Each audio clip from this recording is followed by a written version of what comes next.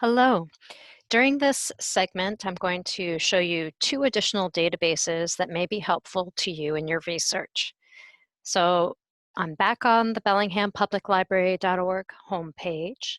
Under Digital Library, I'm clicking on Research Tools. And the first one that I'll talk about is the ABI-INFORM Trade and Industry Databases.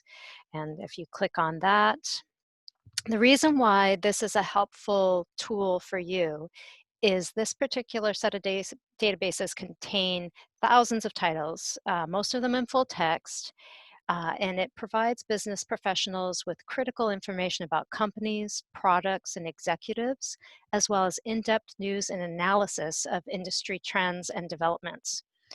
So with this database, users can study and compare specific industries, such as food and drink, pharmacy, telecommunications, computing, transportation, construction, etc. So as you explore more about this database, keep in mind that you have these additional subheadings up here that can help you locate what you're interested in. Feel free to explore. You can't break it. And here's an example of some of the reports that would be available to you and some of the kind of paths that they offer you. Okay, so that's ABI-INFORM. The second one that I wanted to talk about is at the bottom of the list, and that is Value Line.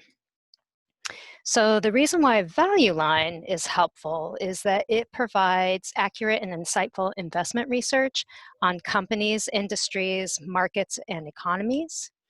And from the latest data, sophisticated tools, and proven ranks to expert analysis and guidance, Value Line gives you the power to evaluate those investments with confidence.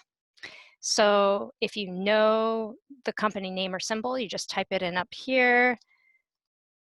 I'll just type in something that comes in to mind.